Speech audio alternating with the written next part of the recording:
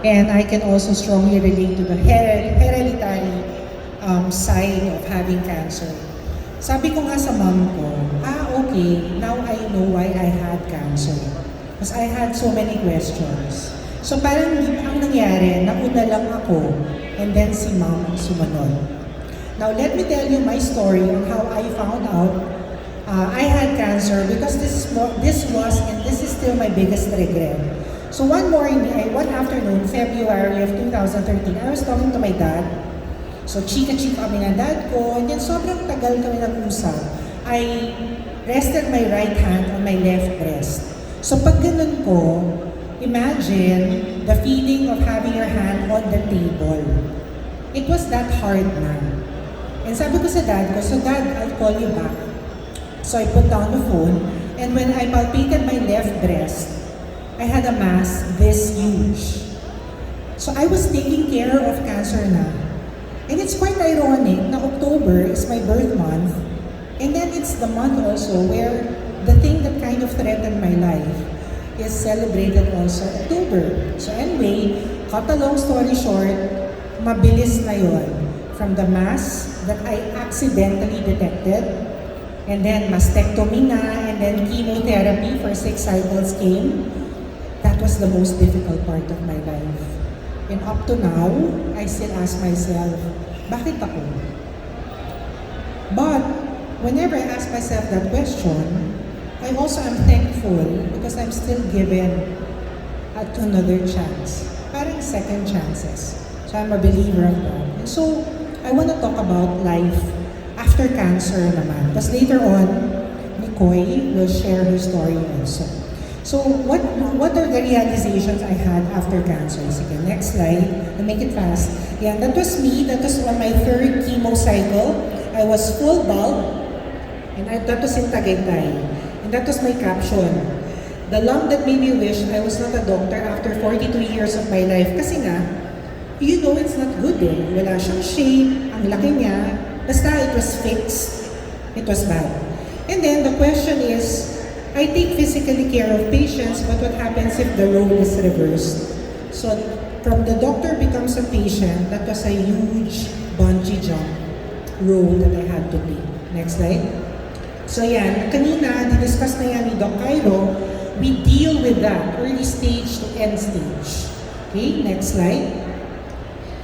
What are the needs of people living with cancer even after? We always live with uncertainty. What if bumalik ito? You know, whenever I get my yearly mammograms, you can talk to me for 7 days. Because andyan yung constant thought na, what if it comes back? Am I ready for a second diagnosis? So uncertainty is forever there. When I'm alone, I always think about, what if tomorrow I'm not alive na? Something like that. No? Uncertainty is probably part of our lives already. Next slide. Loss of function.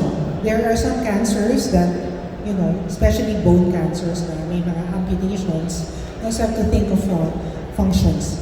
Next slide. Fear of recurrence. Kanina I was talking to Nicole.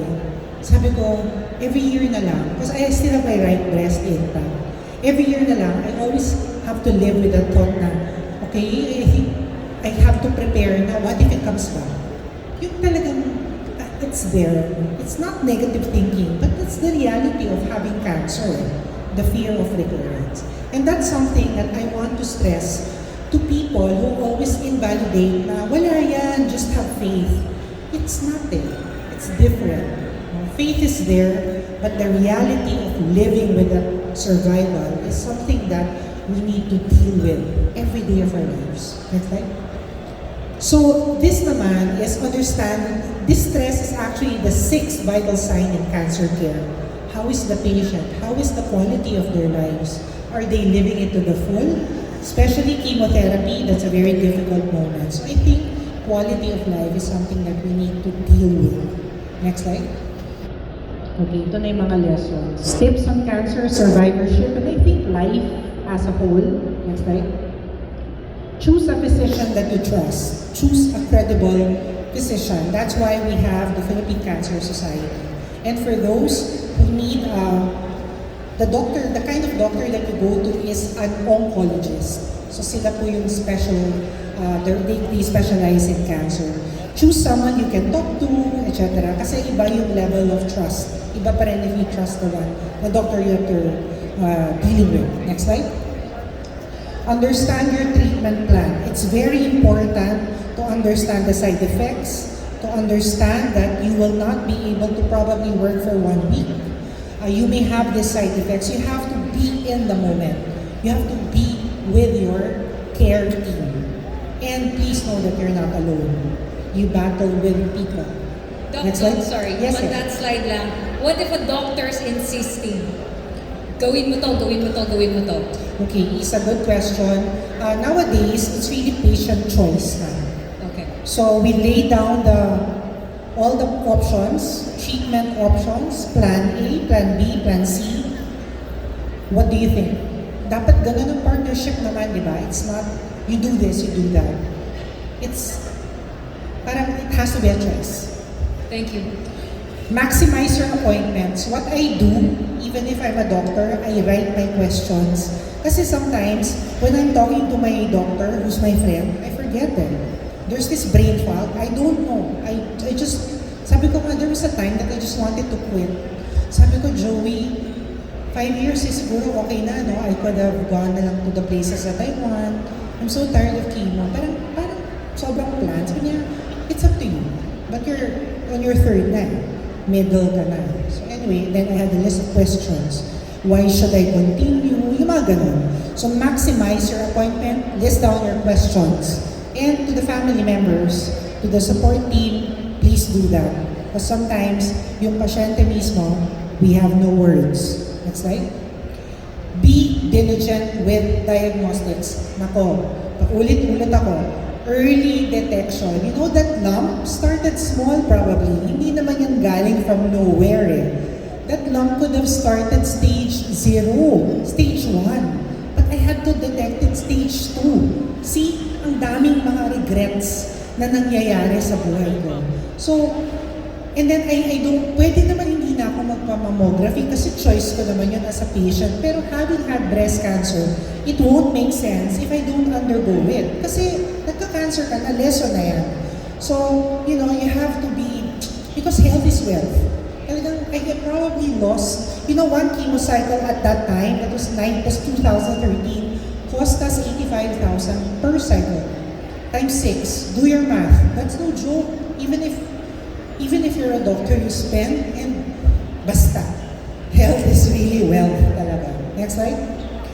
Seek support. I Cancer Foundation, Nicoy is the president, and I'm a member of it. We have a lot of cluster support groups. It may not be huge, but I found my tribe.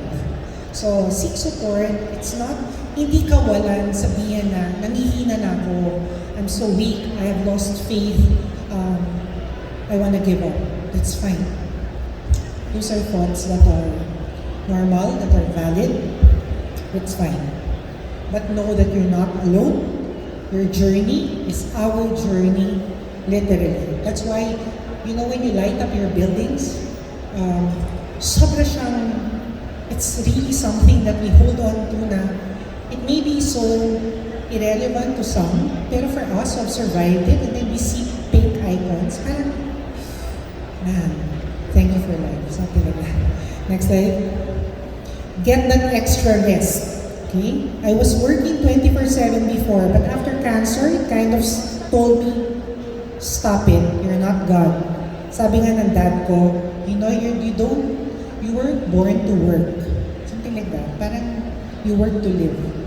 Parang gano'n. Basta i-remind me to rest. Basta, 8 hours a day lang. And then, there's such a thing as conserve your energy for people and matters who matter. Next slide. And seek reasonable work accommodations. Dr. Cairo already discussed this. And nowadays, thank you to the employers who have actually had work accommodations. Next slide. Deal with the physical changes. Ito naman, I didn't have so much problem with this kasi nga, when I lost my hair, sabi ko makakalbo na rin naman ako, so I shaved it na. Something like that, there's gonna be physical changes, but know that it's gonna go back to normal once you undergo treatment. So may alterations sa appearance. Next slide. And bald is beautiful. Acknowledge your emotions. No? Again, it's okay to feel ashamed, embarrassed, the whole spectrum of emotions. That's fine to feel. That's why nga I became a mental health advocate also, because chemotherapy was a struggle for me. Andiyan na yung loneliness, feelings of isolation, feelings of despair. So acknowledge it, because when you acknowledge your emotions, you start to realize that you know, self-awareness, you realize that ito pala yung dapat ko gawin, something like that. It's a journey that we take. Next slide. Make healthier choices. Yan. I cannot, these are the pillars of our advice, diet, exercise, etc. Next slide. Food choices. Again, next slide. Exercise, yes, at least 30 minutes a day. Next slide. Learn to let others help you. There may be times na you don't want to seek help, that's okay, but allow others also to be of support to you. And you'll be surprised with the magnitude of support group networks that you will find. Next slide. And here naman is just a practical advice of keeping your health records intact. Because every year, we don't wanna, anyway, we can store it na naman, everything sa electronic. So, keep it because, having cancer, ang dami. There's a lot to retro. So, keep your medical records there. Next slide. Prepare legal papers. I don't wanna sound morbid, but this was something that I had to realize with my husband. Kasi, kunyari lang, in the course na I die, at least hindi sila masistress kung saan ako ililibing. Something like that. Something padded, something that it was more morbid, but it's a practical thing that we realized. Next slide. There, I'll end my talk with life is a journey. The gift lies in not dying until we die, but in living our lives fully in the moment now. So with that, thank